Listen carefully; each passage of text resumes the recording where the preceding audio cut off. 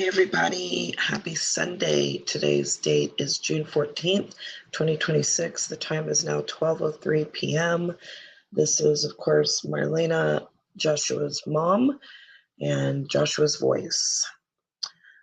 Today, I'm going to be playing 3 audios. The first is the Oklahoma City medical examiner and the call that I had with them the day after Josh was allegedly found dead in Stillwater, Oklahoma at Boomer Lake Park.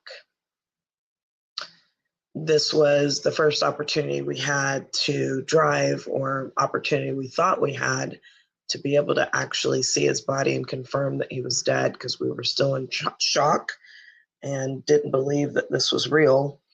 In any event, obviously needed to get there. And so this first call is going to be with Oklahoma City medical examiner, I would say just over 24 hours after he was allegedly found dead. The next audio is going to be the call that I had with his ex-girlfriend of 2.5 years. And then the last call is going to actually be with her mom. They were part of a law enforcement family. My son's ex-girlfriend's dad had been a member of Oklahoma law enforcement. I don't believe he was active law enforcement at the time that they were dating. Believe, upon information and belief, that he was retired Oklahoma State Highway Patrol, but I don't know that for a fact. I will say that ultimately that's going to be important when you just listen for yourself, the feel and the vibe that you get listening to these audios. I initially wanted to do all 5 together in the order that they happened, but I'll go ahead and state the order. If you listened yesterday, you heard the death notification call with Lieutenant Cody Manuel of the Stillwater Police Department, and then you also heard the first call we had with Detective Rachel Bruce of the Stillwater Police Department. Both give 2 diametrically opposed accounts of how my son was allegedly found. There was an interview I did with Taylor House Publishing back in October of 2024 when I actually go over the document I finally got only after Javion McGee was found allegedly hung in North Carolina. And that case immediately went viral. And so I learned that all of the things that I'd been asking for, simple things, as the family, as the next of kin, were reasonable to get. And I let them know that. And so finally, I was able to get a basic cover sheet that said that 8 eyes were on my son when authorities arrived to Boomer Lake Park. 2 of those being Detective Rachel Bruce and Lieutenant Cody Manuel.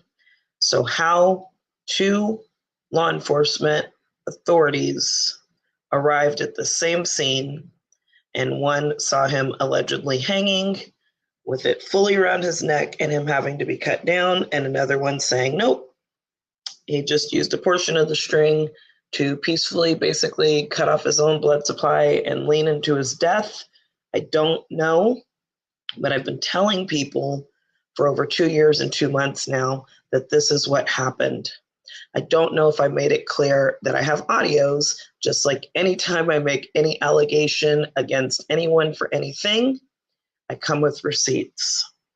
So these are said receipts. These are the audios. I'm going to go ahead and play them now. Listen for yourself. See if you think that all of this is truthful, transparent, and just.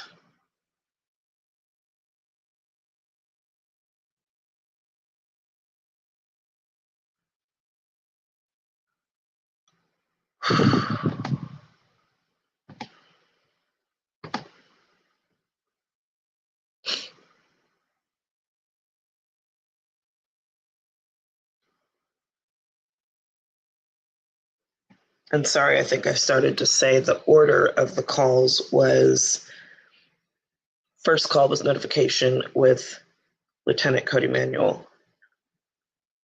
Second call was actually with the ex-girlfriend. Third call was with the Oklahoma City Medical Examiner's Office. Fourth call was with Detective Rachel Bruce of Stillwater Police Department. Fifth call, even though there were some more before this call with the mother, this would have been the fifth. And so just putting them in chronological order, that's how the calls were. I'm going to go ahead and start now with the call from the girlfriend.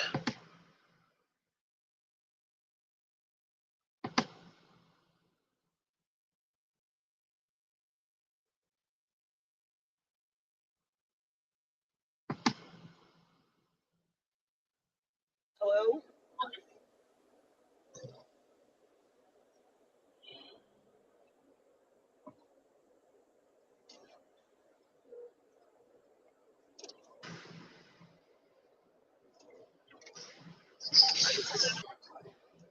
Kelsey? Hey.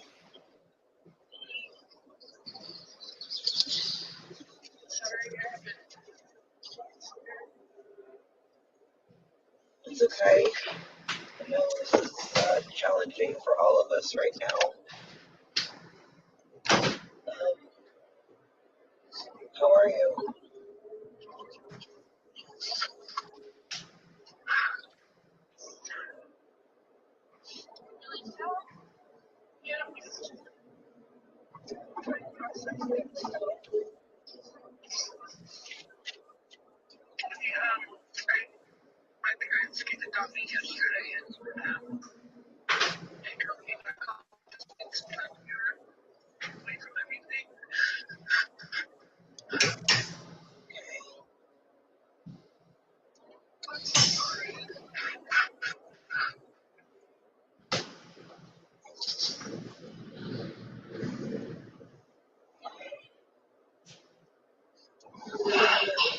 Can you tell us what happened?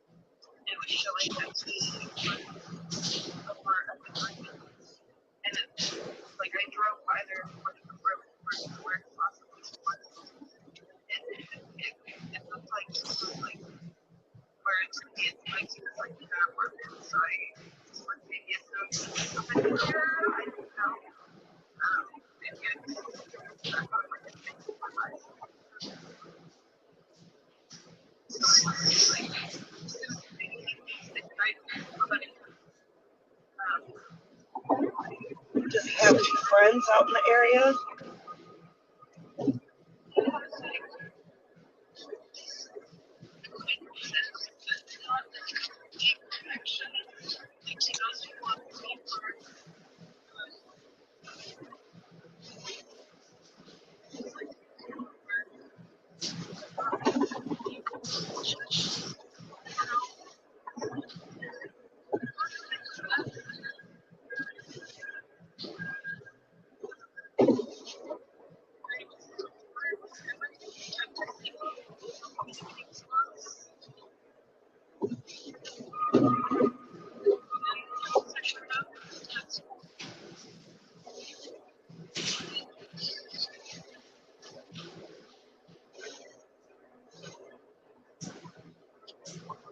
So the officer showed up. What did he tell you?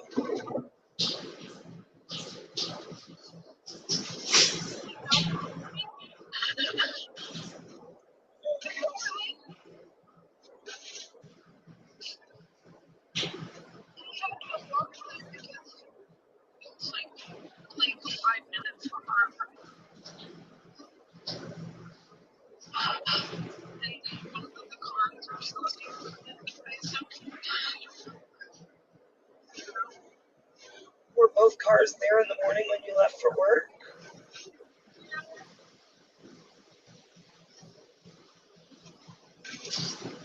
Okay, so when the location was on, you said the location was off, but then it was on and led to the greens?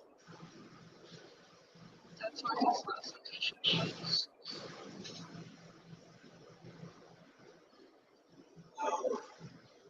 Has he ever gone to the greens before? Like, is that a regular place for him or a stopper? No, that's why I was confused. You know,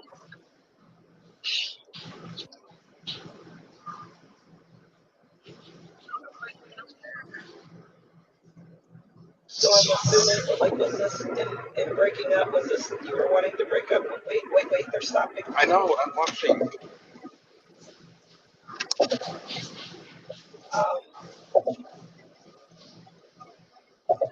Was this like you were wanting to break up or he was wanting to break up or?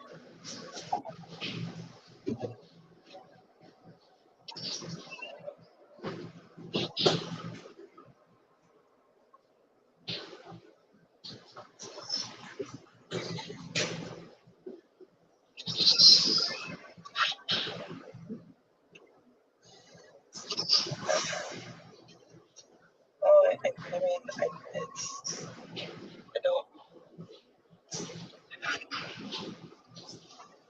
I don't think you intended or knew that this would happen. I don't.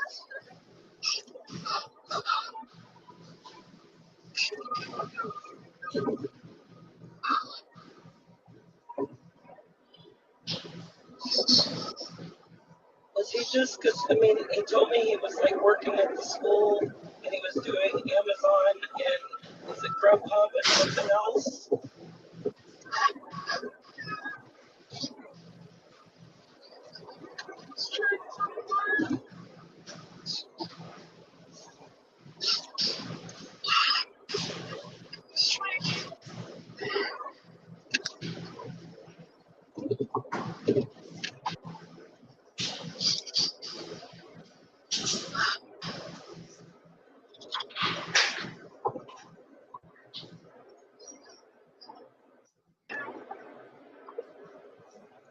Okay. So have you actually seen him to like positive it was actually him?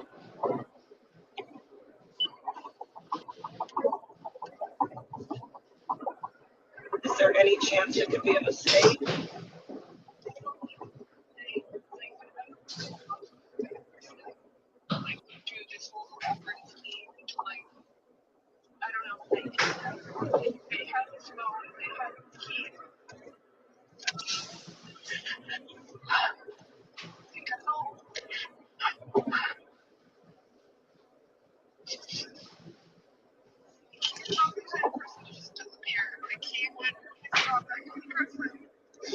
Right.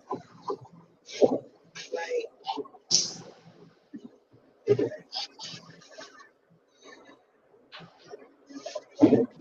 What did he say to you before he left?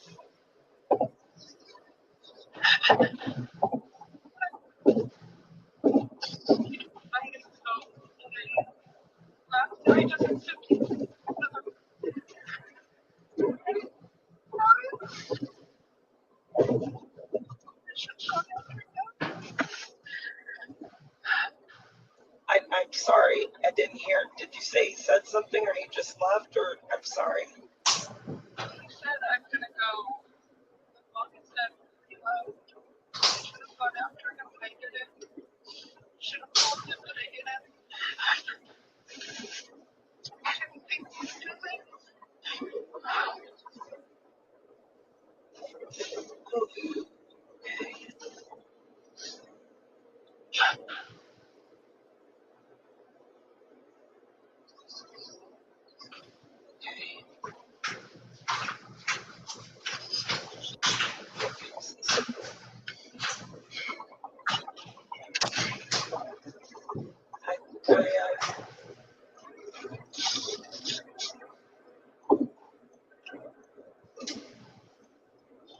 Like I said, I don't think that you did this on purpose, right? I don't think that you knew that this would happen. I don't believe that. So I need you to know I don't believe that, okay?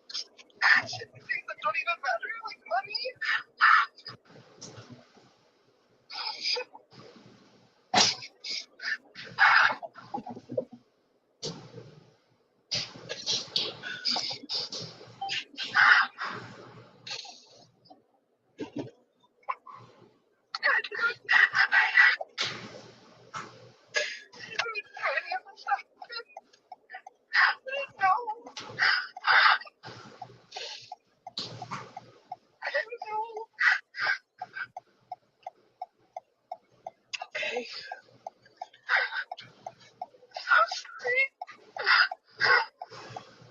Okay.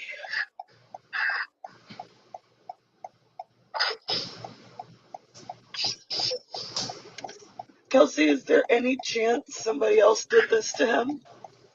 No. Why are they so sure about that?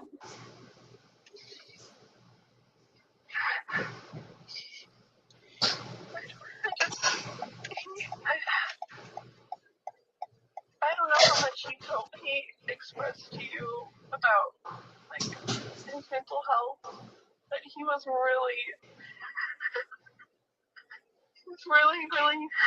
struggling. He got really low some days, but he had started medicine 2 or 3 months ago for his depression, and I thought it was helping. He thought it was helping, but I don't know. I don't know if it made it worse. I don't know if it made it easier for him to make that choice. I don't know. What was he taking? Hold on, I have a picture. Okay. Just send it. Lexapro. Okay. Yeah, I'm familiar. Lexapro. Okay. Does it say any info? Oh, you said you could send a picture of it? Sure. Yeah, if you could take a picture of it and send it to me.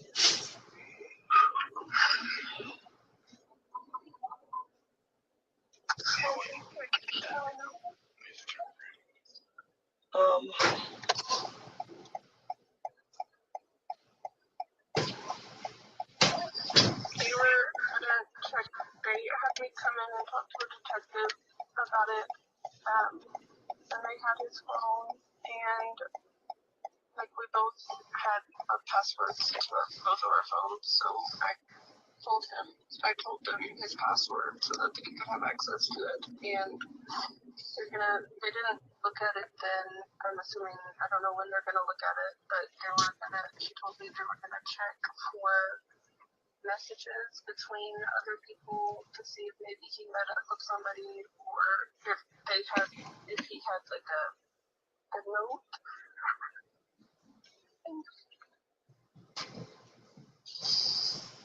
Like a note. I don't know when they're gonna check it. What was the detective that you talked to? Detective Bruce, Rachel Bruce. Rachel Bruce, okay. And when did you talk to her yesterday? I have her card if you want it. Yeah, if you have her information, that'd be great. I tried to call. There's another guy that when the police came to us, they gave his number, but they didn't give me any information for Rachel Bruce. He mentioned her name, that she was talking to you, but they didn't give me her information. Okay. So when did they come talk to you and let you know this happened? So the residents found him at 9:30, and then they,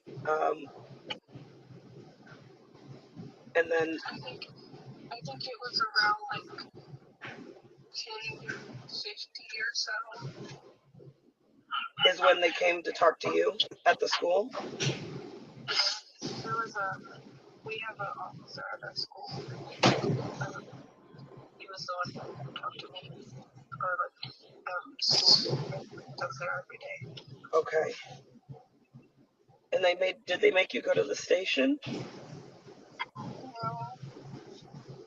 He just took notes about what happened. Or just some information for you guys and contact information for you guys so they can get a hold of you. Okay. And that's when you gave that officer, I guess, the address or phone number? What did you give them? I I didn't give them your address. I just told them that you live at the housing authority in Atoka. And I guess they probably called there and asked for your name. Okay. Did they have a phone number for us? I didn't have I had a different number saved in my phone than the one that you called me on right now. I guess I had one of your old numbers, so, I guess that one was. Okay, gotcha. No worries. No worries at all. Okay. So when did you get to talk to Rachel Bruce? Later in the day, like, pretty close to 5. Did she come to you or she asked you to come to her? I had to go to the police station. And that she brought me to her office for an interview.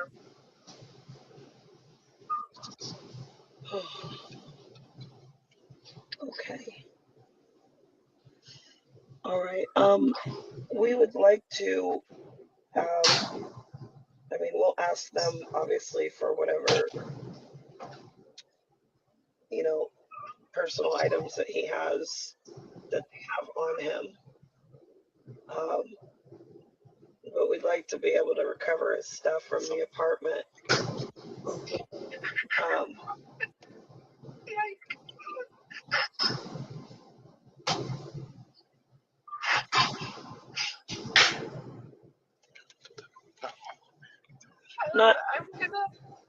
Not necessarily all of it, because I know there's probably some things, but I know he has a lot of, documents, keepsakes. My dad, I was talking to this morning, and he said he just sent Josh like two pairs of really nice pants that Josh was really excited about, I guess like 3 weeks ago. And he has pictures and drawings and just different things like that our family is probably a lot bigger than anybody ever knew. And I think it's unfortunate that for so many families, you don't really see the show up until something like this happens. But everybody is,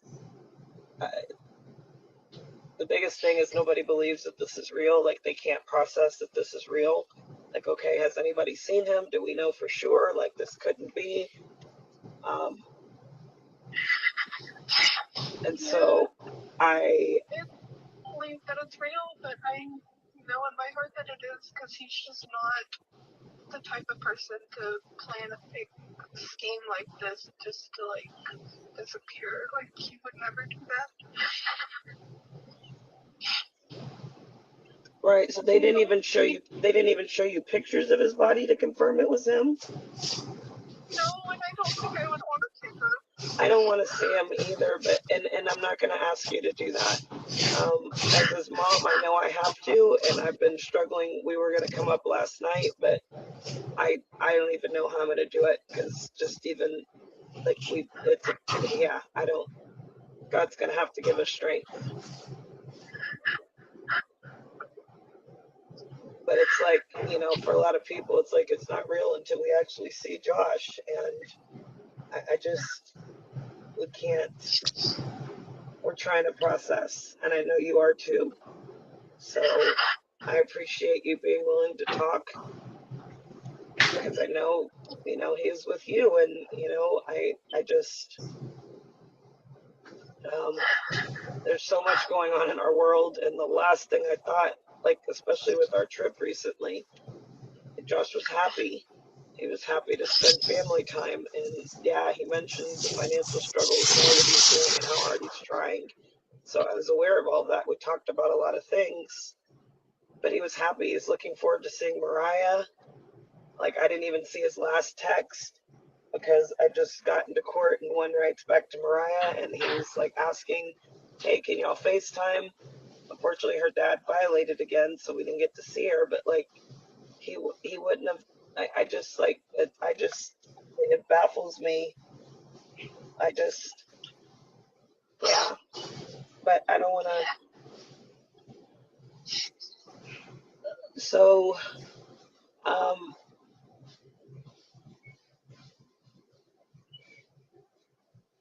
since both of y'all are on the lease, do you mind allowing your complex to let us get some things of his? His name isn't actually on the lease. We just took it online. I don't mind you guys taking some of his stuff, but if you don't mind, can I please let through some of it first? Yeah, absolutely, Kelsey. I understand. Look, we know that, you're not technically next of kin or married, but the significance of your relationship with Josh and his with yours, like I explained, they were two peas in a pod from day one, right? So I know that you loved him. I know that he loved you. I knew that you were his world. So I don't want you to feel like we're looking to write or dismiss any part of the significance of who you were to him. And as we work through this, as much as you want to be a part and involved, you're family to him, which means you're family to us. Okay? Thank you so much.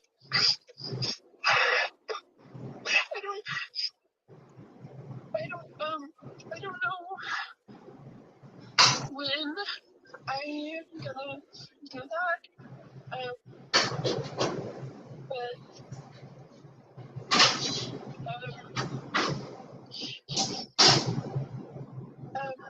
yeah, sorry.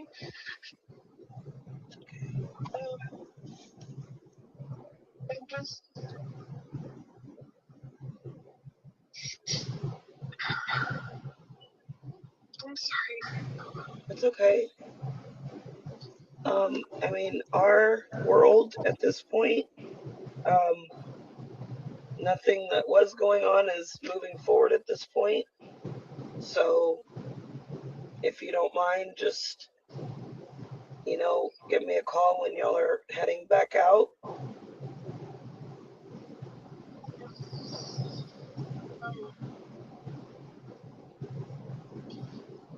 So I can come and meet you there. Would that be okay? Yeah. I probably will stay here for a few days. Like, I probably won't go back till later next week, just because I need some time away from, I don't know, the city.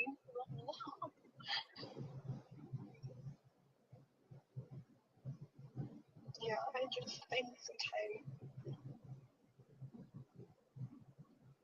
Sure, and that's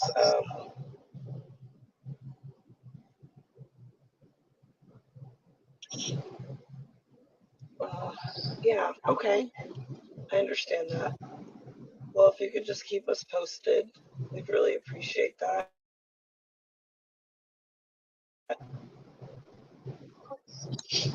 I'm sorry for everything. I didn't know. Okay.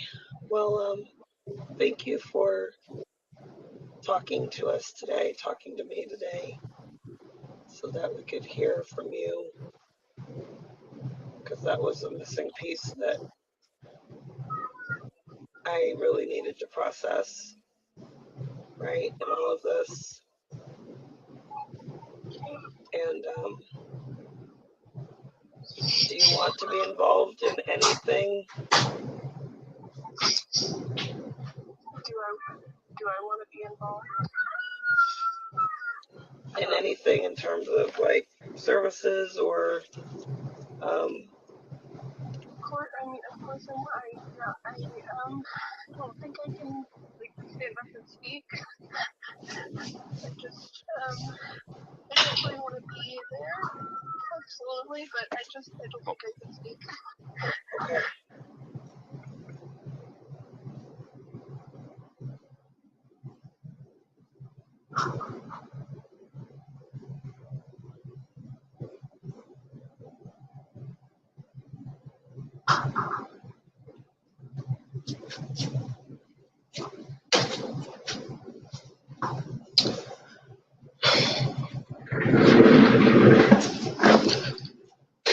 Okay, so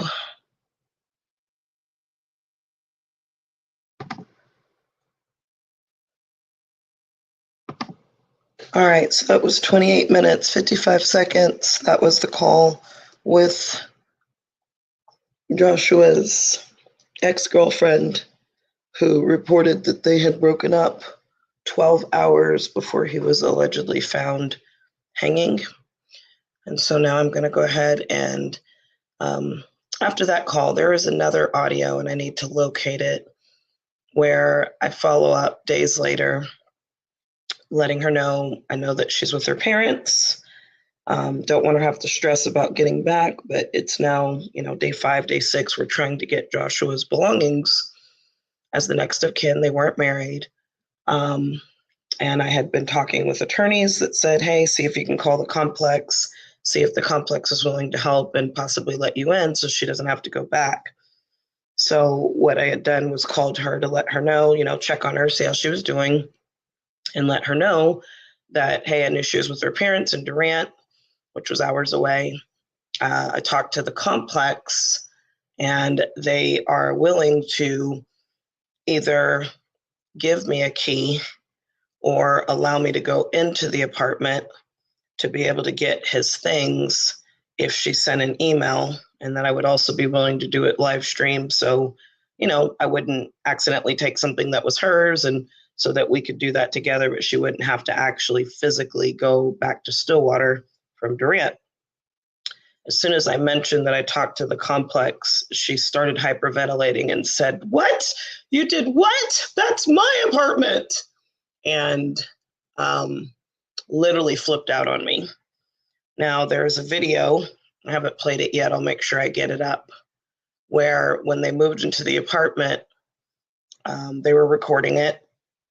They both had keys, both put hands on keys, and she talked about how we both saved for 2 years to get this apartment together. So there would have been no reason or any indication that I would have known that not only had she convinced him to keep the car that he had paid her for, was paying the insurance on, was maintaining, was driving to do all these jobs in her name. I did not know that, but she literally hyperventilated, freaked out on me because that's mine and you had no right, and hung up on me. So that call is actually the one that is in between the call that you're about to hear now, when her mom reaches out to me after that call. And I would say this is the call when I knew 100% something was not right.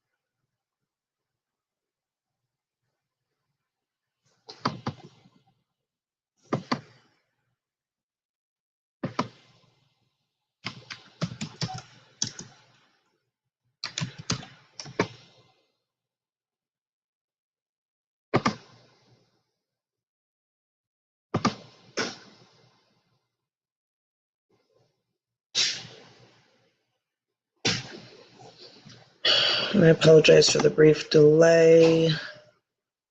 I had this up last night and I must have closed something. So if you can bear with me just one moment, I will pull it back up.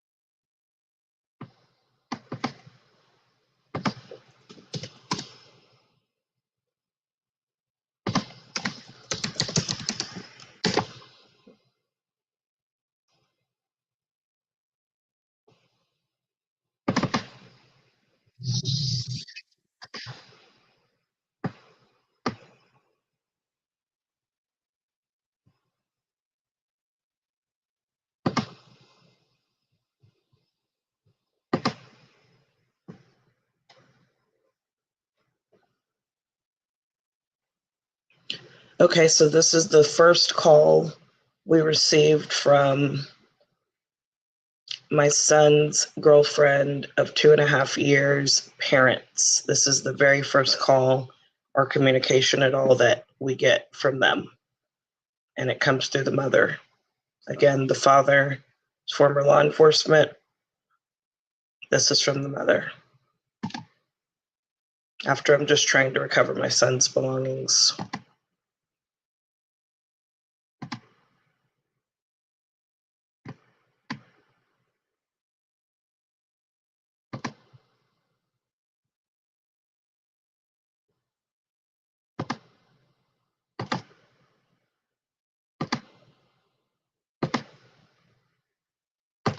This is Rachel, Kelsey's mom.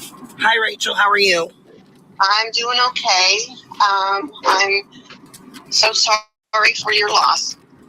As a mother, I know how much this is paining you. Thank you. I wanted to reach out to you. I understand that you had contacted Kelsey, letting her know that you were trying to get into the apartment to get some of Josh's clothes. I contacted her to ask her and basically tell her that, because I talked to her about it last Friday. I mean, it's not just clothes, as I'm sure you know. When someone dies, there's all kinds of things that are needed. Joshua's 25. I haven't maintained things like social security numbers, which a funeral home needs. He has affairs that have to be wrapped up. Yes, we want to put him in an outfit. His grandfather just sent him some pants. Does he have pictures, diplomas? Does he have things that matter to him? Part of a family's... Marlana, I understand you're wanting all his effects right now. Right now is not the time to be gathering everything. We are not up there. Kelsey is down here with us. So we can have someone go and try to find the clothes that you're needing.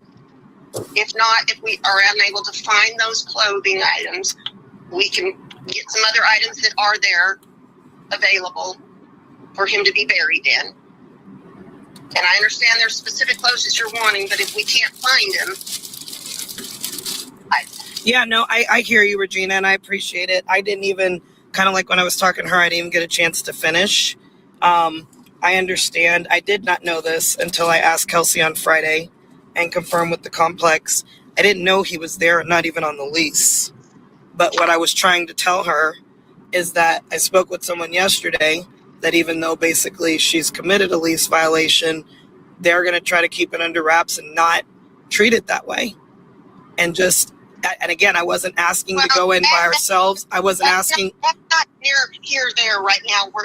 We're trying to get this through this situation just like you are. Right. And what I was saying is we could even ask them to accompany us and have it live so we're not going through anything y'all aren't watching on camera. Nobody's in that apartment at this point. Okay. All right. We are just trying to get through today and tomorrow and the next day. And yes, I agree. We've been trying to do the same thing. And I guess at this point, what I'm saying is at this point, though, because, Kelsey told us, like, the last 10 to 12 hours of Josh's life, she was the ex-girlfriend, and we're the family that's grieving.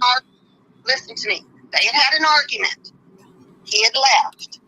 Nobody knows if he had come back, if they had talked about it, could work things out. They had left with an argument.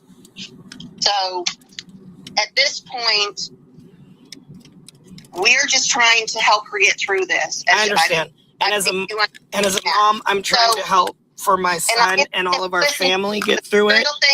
So material things right now are the last thing we're thinking about. I know it's the last thing you're thinking about, but this is what I want to be willing to ask. If you all want to bring Kelsey and come and do this today. No.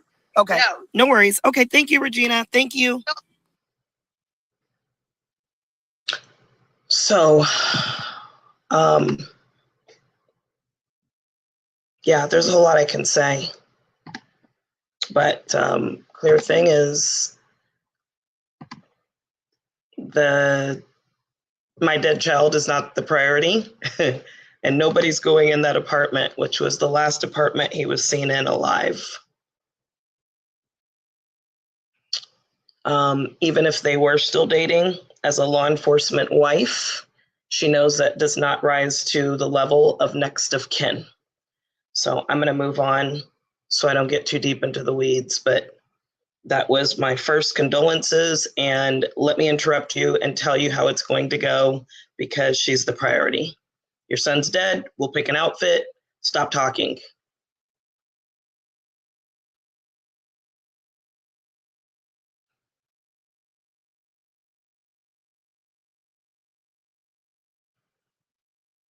So next audio here is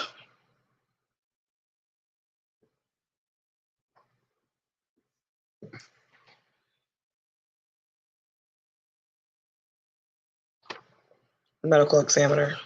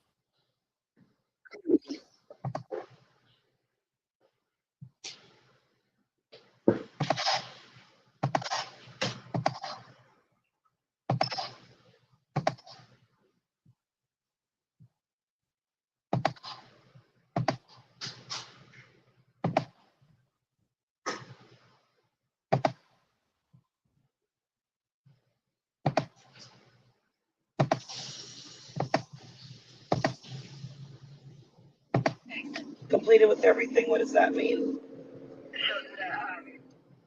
Joshua is your son, correct? This is Mr. Yes. Christopher? Yes. Okay. So we completed the exam. Okay. We did not do a full autopsy. What we did is just a full body X-ray and a full body CT and blood work. An X-ray, a CT, and blood work. Yes, ma'am. Okay. And he is able to be released to a funeral home whenever the family decides on one. Okay. We're actually here, and we'd like to see him. So you won't be able to see him at the medical examiner's office. Where would we? So you would have to wait till he goes to a funeral home. We don't have private viewing areas, so the funeral homes work with the families on that. So how soon could his body be released? He's ready now. So all we have to do is call a funeral home that can come get him? Yes, ma'am. And then you'll just let me know which one. That way it gives us permission to release to their care. Okay. Can you tell me what you found? Yes, ma'am.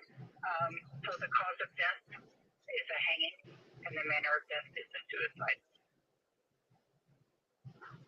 So how did this happen?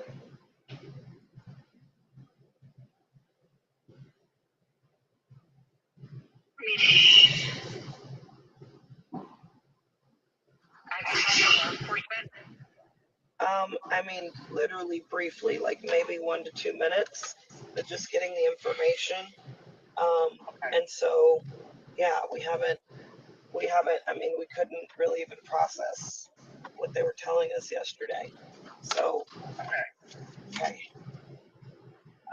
So they'll be the ones that'll better answer questions and things like that, like how and who found them.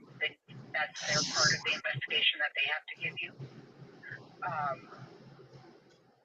We only investigate the person itself and the reason for passing. So I would definitely follow up with law enforcement and ask additional questions. Is he still in his clothes that he was in when he was found? No, so we take the clothes off for the exam. And everything stays with him until he's released to a funeral home, and then they'll all be signed over to you. So like his clothes, his cell phone, everything? Clothes, anything that was physically on him will be released to you. Okay. So it'll be his wallet, a key fob, a cell phone. PD has the cell phone. Okay. So you said just a wallet, a key fob, and a cell phone? And a paging device, and then his clothing. Okay. Are you able to tell what he was wearing?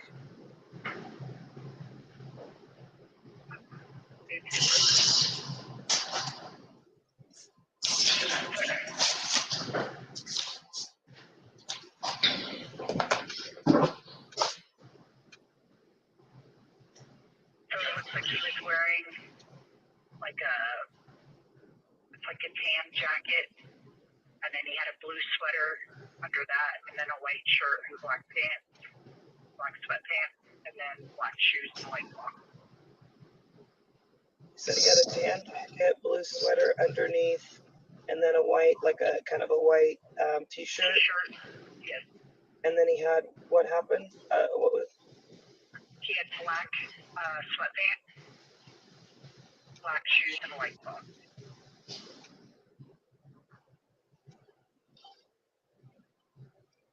Okay. I mean,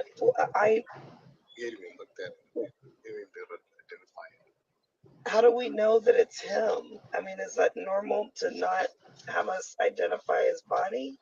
Right, so we don't do that. We do identification off of fingerprints and his state ID. So you took fingerprints? Yes, and then it's compared with his state ID, his driver's license. I believe it was his driver's license. Have you all done any kind of toxicology or full autopsy? Yeah, we did the toxicology, but that is what hasn't come back yet. Did he have any ligatures or anything on his body? No, just he had some scars that they noted, and then the ligature comes just from the hanging.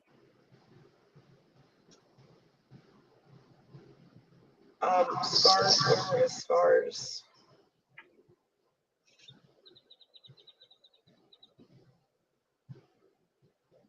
I gotta go back and check where they noted that.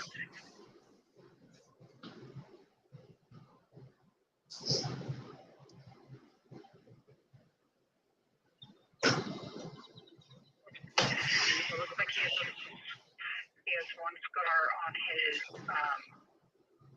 I can't see if they didn't note if it was left or right, but it's like on his forearm. There's a scar. There's one on, or it looks like two on top of the right hand. And then, I don't know what area this is. Maybe his elbow. It looks like there's a scarring on his elbow, his left elbow. Okay. They did tell me that he was hanging on a tree.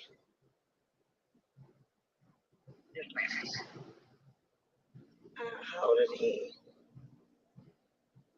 How does one get themselves on a tree with, they said it was on from his clothing?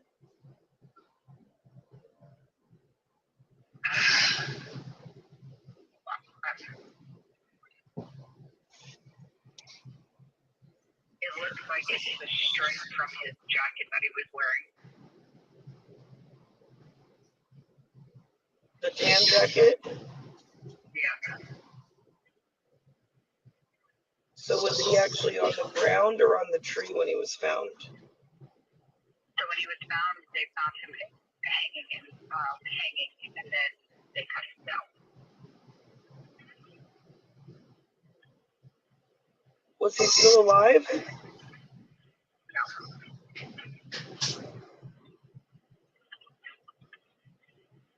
What time did they find him?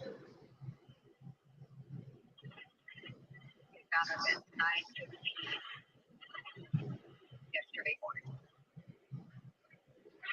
So citizens walked by, they found him hanging, and they had something to cut him down with? It says that they called 911. Is that background noise on your end? I don't know. I don't hear anything. You don't hear anything? I can hear you talking at this. Okay, my line has a lot of interference all of a sudden. Do you want to hang up and have me call you right back? Yeah, can you call me right back? Yes. Thank you. Okay.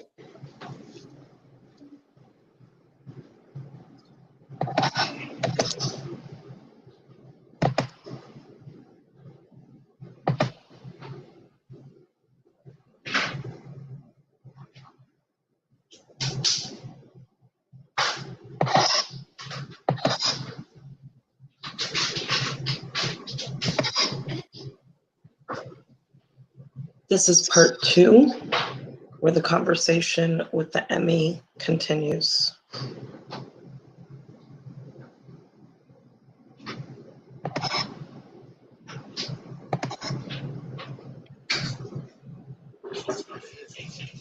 Can you hear me okay?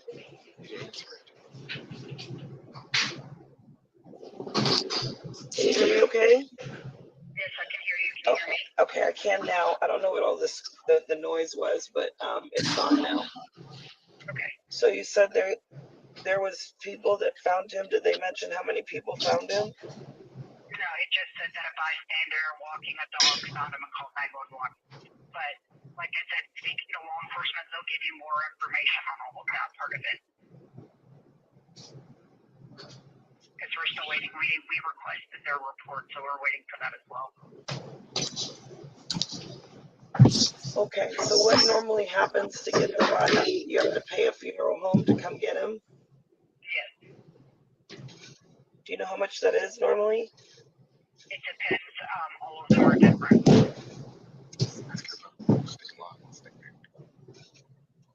Does it matter if you get a funeral home from a different state to come get them? No. Do you have any that you work with that are local? So I can't give out names because it's a conflict. But I work with all of them that are around here. Okay. How long do they have to pick them up if we were to try to get someone today? Like, is it 24 hours for them? Until 11 p.m. is when we stop releasing, and then we'll start releasing again at 8 a.m. And that's 7 days a week, right? Yes, correct. Okay. And I imagine you guys have like pictures and all that kind of stuff for police. I guess they do that part. Yes. Okay, how long do you all expect for toxicology to come back? It depends. If there's anything in his system, it can take up to 4 months. If there's nothing in his system, it'll take a couple of weeks to complete. Okay. If there's up to 4 months, if something's in the system, a couple weeks, if nothing. Was he, I don't really want to, I mean, like, do they have a approximate time of death? Like, was he? So they don't. We don't do that testing because it's so inaccurate. It wouldn't even hold up in a court of law. So by state statute, state law, we have to go on the date and time found.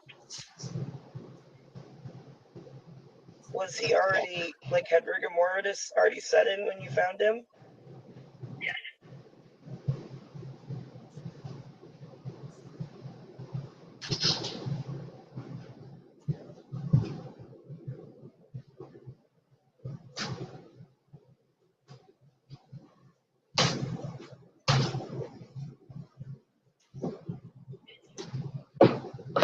Okay.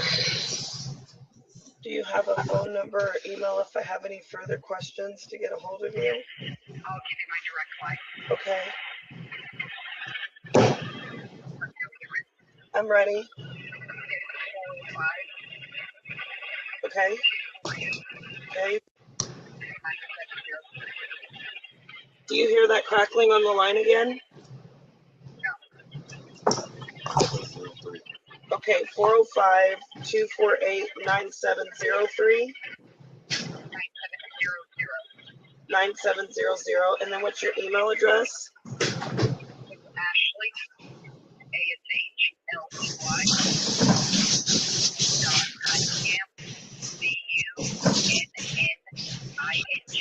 BUNNINGHAM,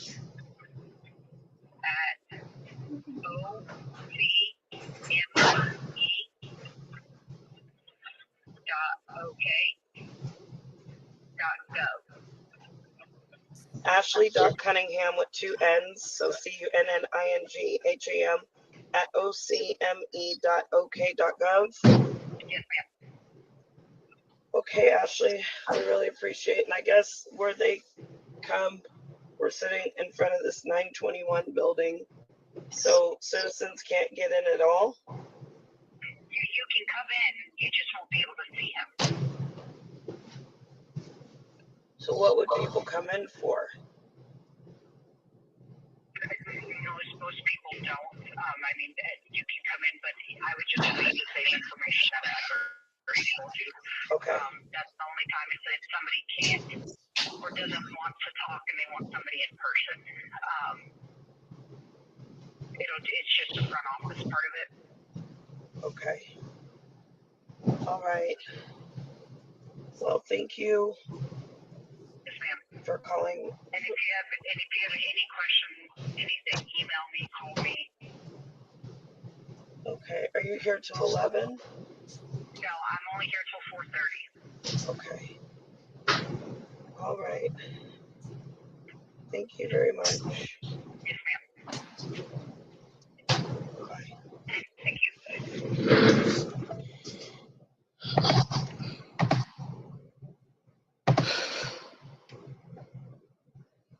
5 minutes, 45 seconds.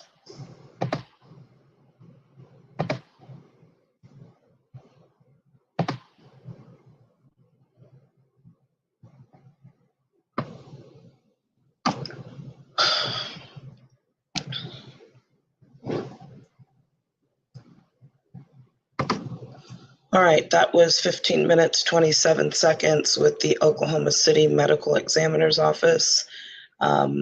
The medical examiner that wound up performing Josh's autopsy wound up being out of Tulsa, Oklahoma, and where Stillwater's located, it's about an hour from both of them. So they're in the same region of Oklahoma City and Tulsa.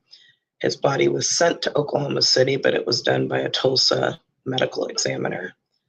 I had been queuing up various different things to share in this 1 or 2 part release of 5 audios. What I can say is there are many, many more that, as a Dead Man Switch, have been now shared out of the state of Oklahoma and Texas. In the event something happens to me or any of my surviving children, those audios show how Detective Rachel Bruce and Lieutenant Cody Manuel, after I continue to talk with them and try to get further information, and then finally just honestly and directly raise my concerns, how after I report my concerns to the lieutenant that's over the detective, the next time I talk to her, her answers change. Things like her saying, "This is my first case like this," and when I tell her lieutenant that I'm concerned that they have this massive police department, and she's the only one working on the case as a first-time detective, that I have a problem with that. I have concern with that. And he says to me, well, sorry, he doesn't say anything to me about that. When I talk to her the next time, she says, "Oh, I've done a bunch of hanging cases." All of a sudden, she's an expert. And so little pieces like that. Times when she says his hand was still on his neck, which due to gravity is a non-starter. And a lot more. And of course, also conversations about me thinking that I'm human enough to be able to have the right to see the pictures of my son's death that they have confirmed is not a criminal investigation. And so she agreed. The lieutenant felt like, yes, I can recommend to her that you get to see the pictures, but ultimately it's her choice, which I don't understand a policy about dead people that a police department allows individual detectives to decide as one solo person's opinion. I find that really hard to believe. And if that's how any police department is functioning, I think we have serious, serious problems beyond the ones that are obvious here. But I had an appointment to go see the pictures. And Some of the other audios I have is the day that I'm going when she says, I thought about it and I decided I don't think any mother should see them, so you don't get to see them.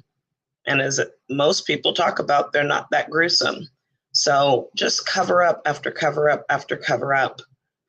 If you've listened to the audios from the detective in the audio release last night, and then the girlfriend today, you also hear glaring, diametrically opposed stories about the girlfriend saying that my son left twice, that if they ever had a disagreement, he would just simply go sit in the car and cool off and just think and then come back up, which she said he did the last night he was ever seen, which is indicative of he left twice. She was very clear about that. When I talked to the detective, if you listen to that audio yesterday, I made sure I asked her a couple of times because I had already talked to the girlfriend when she says, nope, he left once and that's it. And then, of course, you understand in the conversation with the detective, we both agree that there are actual cameras at their front door. And so there's no way that we have a discrepancy on whether my son left once or left twice after the argument, the hard talk, the breaking up. They all claim it's different things, right? Girlfriend says hard talk. I think the detective said she was breaking up with him. The mom says, nope, they had an argument. We don't know if they broke up. And I don't remember what the lieutenant said, but they all characterize what actually happened differently. And again, if we have a video at the front door, then this is not something that should be in conflict either. Concerning that I wanted everyone to hear was the first time that I knew that everyone was keeping from me what actually happened to my son was, of course, that less than 4-minute call of sorry for your loss. I know as a mom how that can be. Don't think she's actually lost a child. And then, of course, continuing to cut me off and tell me what the priority is right now, and I'll pick an outfit, and we're not worrying about his stuff right now. And, you know, if we need to have someone go into the apartment to get an outfit, we'll do that. And then nobody is getting into that apartment, right, that has cameras and was the last place that my son was seen alive. So as a law enforcement wife, to be able to dictate flow along with the detective of no one going into the apartment that was the last place my son was seen alive, you all make your own deductions from this. But if you don't understand why Black people are hurting so much and why the Karmelo Anthony trial has brought up so many feelings, you also understand why I was there. Now, many of you know that I'm also dealing with trying to get my daughter out with Collin County holding the jurisdiction over her life. She has had her head bashed. She has had brain injury and brain noticeable impairments that 2 neurological departments and professionals of different practices have said need to be scanned. Her father has refused to do those. The family courts have affirmed that they're not going to make him do it. The DAs are aware that he hasn't done it. Police in her jurisdiction are aware he hasn't done it. Frisco PD is aware that he hasn't done it, yet my daughter is left in that situation that is now life-threatening.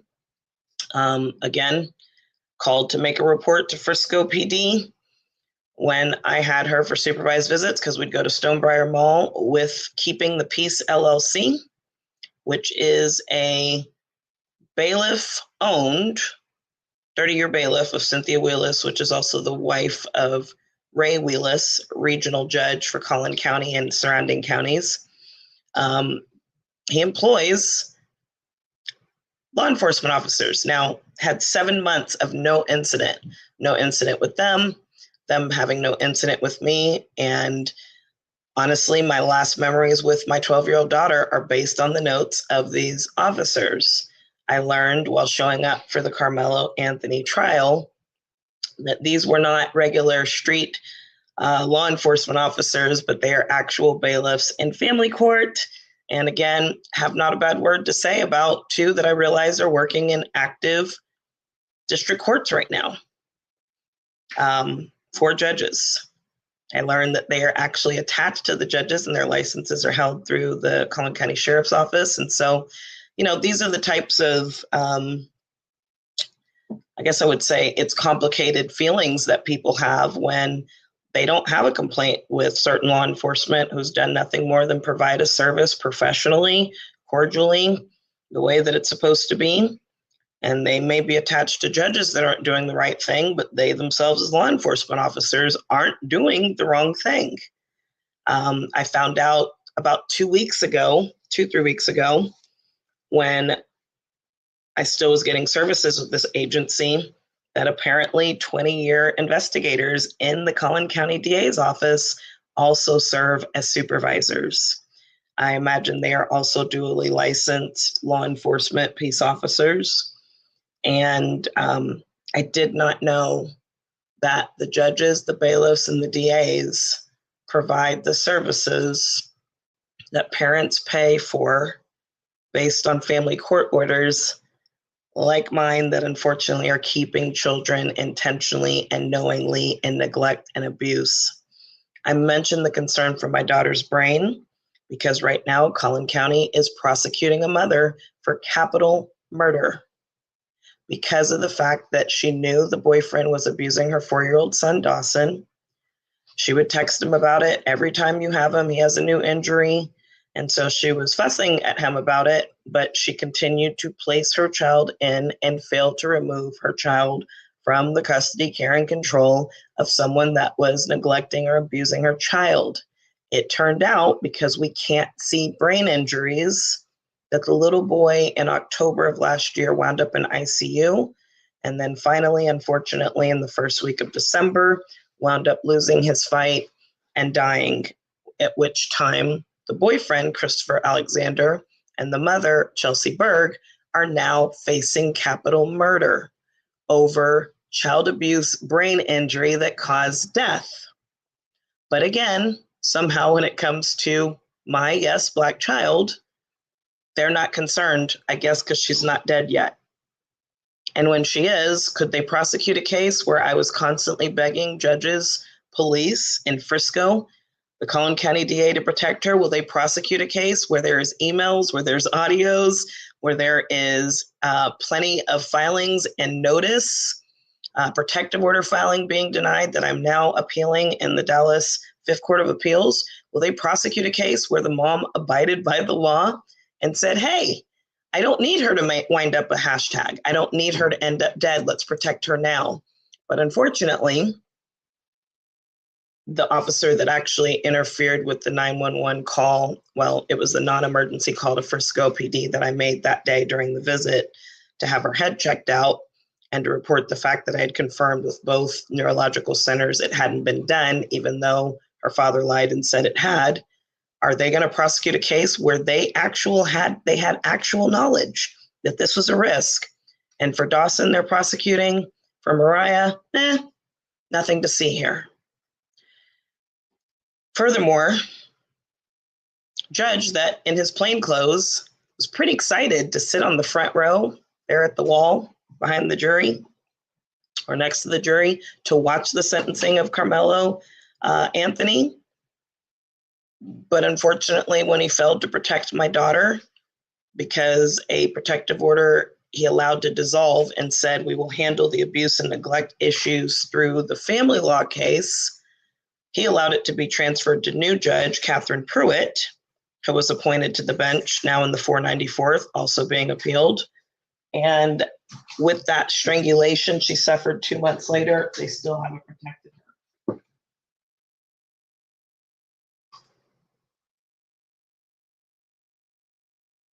And so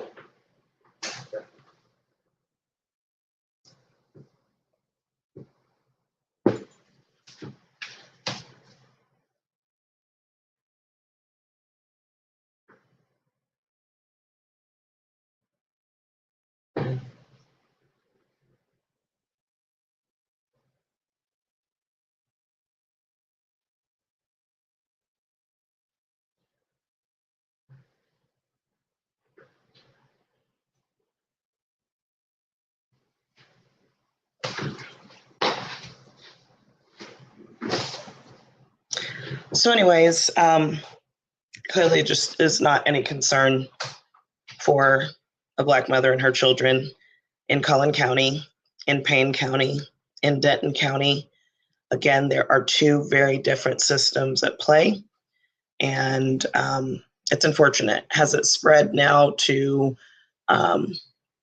family court-wise, impact families of all races? Yes. But unfortunately, when we don't stand up and we don't speak up when it's affecting someone else, it's a matter of time before it reaches us too. A threat to justice anywhere is a threat to justice everywhere. And so while there's so many people that have heard me crying out, not playing the race card, not going on racist rants about white people, and I still won't, because out of the heart, the mouth speaks. That's not how I feel. I do life every day, friendships, business relationships, faith-based relationships, every relationship that I have with white people. Again, my son's girlfriend was white, and she was treated just like family for 2.5 years because that's who we are. That's our character. And so it's not going to be a big racist rant that comes out of my heart because I'm quote unquote grieving, because it's not in my heart to begin with. What is in my heart is truth. What is in my heart is reality. What is in my heart is how ridiculously exhausting it has remained for 31 years as a parent, that there are different systems that don't allow me to enjoy my life the way that I should, because whether it's in the workplace, like I'm having to deal with one of my sons now, whether it is brain injury, strangulation, and custody matters, where a child has been purchased through family court, whether it's my youngest son who was being physically beaten in Allen Independent Schools and injured, and police and schools and family court worked together to conceal that and cover it up, because at the time, the Roach family law firm was being paid to oppose me. Whether it is Child Protective Services, whether it is a children's hospital, whether it is on and on and on and on and on. And the reason it is the way that it is because, unfortunately, when all of these systems know no one that we care about or we're concerned about is going to stand up and fight until truth, transparency, and justice, they know they can get away with it, which is why in these 5 audios you all have now listened to in part 1 and part 2, nobody had to even worry about taking 5 minutes to get talking points and a story and version events together to make sure that they aligned, because they knew we would be sitting right where we are right now, 801 days later, 2 years, 2 months later, June 14th, 2026, after April 4th, 2024, with nobody doing a thing but watching it happen. As if modern day lynchings are okay. I do want to give a shout out to all of my girlfriends. And at this point, I would say they are all every nationality from white and Palestinian and not Black, that continue to stand with me privately, publicly, and daily. It's why I'm not going to formulate a position that says just support Black people, because unfortunately, that is not the support that me and my family are getting right now. I had an opportunity when my son passed for the paternal side of the family to use their senators, to spend their money, to get an independent autopsy, to be able to talk about the hangings of Black males in America. There are a lot of Black people that hate me. There are a lot of Black people that have stood by and said, well, that's what he gets for dating a white girl. And if that is the mentality that they have to hold on to let that be the point, I can't say that they're wrong. I can just say I'm not going to allow my heart to do that. And what I couldn't allow my heart to do was to put my family through exactly what is happening in the Karmelo Anthony Austin Metcalf case. We couldn't do it. I had just gotten my daughter back, first time in 8 years, 13 days later. I thank God that God knew after this death of my son, the only thing that would get me through was the extreme blessing of my daughter coming home and being safe exclusively by court orders of multiple judges looking at facts, evidence, and law for 4 months. And so I was able to I had to suppress the grief. and focus on the child that was living, focus on the siblings and children that were living and then struggling with my son's death. Focus on, yes, how do we come together? Beautifully blended the way that we live Joshua's life in Collin County, in Allen, in Plano, in Frisco, and McKinney with white people, where the church that, offered up its space, its pastor, that was my children's youth pastor, to memorialize Joshua's life with us, where we could do that together. Being every day on site at the Karmelo Anthony Trial in Collin County at the courthouse. When I used to think to myself months later, did I do the right thing by not letting them go in to immediately make my son a hashtag about lynchings in America? Seeing what the Anthony family is going through, seeing what the Metcalf family is going through, and seeing what our nation is doing, I know I made the right choice. Unfortunately, making that right choice might mean that, again, I'm not the right kind of Black person for Black people to get behind and support. I've been accused of being too conservative and, being suburban, so I don't show up Black enough. And then, unfortunately, for white people, well, they will take care of us as humans in our day-to-day life, right? Friendships, partnerships, online connections. Unfortunately, it is until I know in this situation, this part of Oklahoma, white people stand up and say, this is not right, and we're going to push it until we get truth and transparency in what happened to Joshua James McDaniels in Stillwater, Oklahoma. Unfortunately, I know it's not going to go anywhere either. I'm supposed to lay my son to rest in a couple of days, and I'll just say here within the days ahead, the next 7 days, there's some other legal action I'm going to have to take, and I will. Again, in the midst of my grief, my grieving did not focus on hurting the other side, and it will not. People have known me to be involved in many justice fights. There was a 26-year-old that was killed in the Collin County Jail that we peacefully participated in.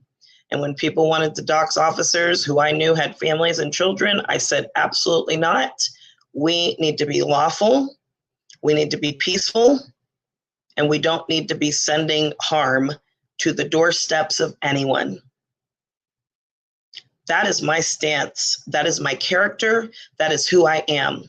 And if that makes me unacceptable to Black people and Black Lives Matter and Black civil rights attorneys, too bad.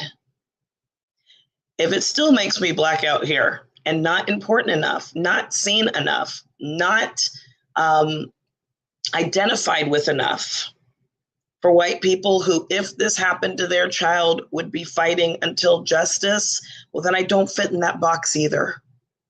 But one of the things that I promised I would do was not let my son's voice and the reality of what happened to him stay buried. So this has not been easy. It's not easy now.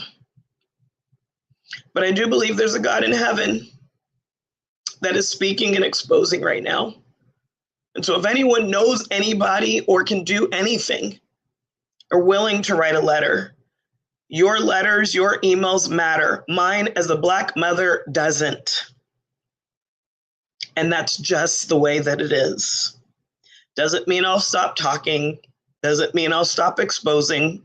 Anybody who has known me for any amount of time knows that I will not. Not for Josh, not for Mariah, not for Jonathan, not for Jerry. And if Isaiah ever needed me, not for him either. God decides who's going to be the parent of a child.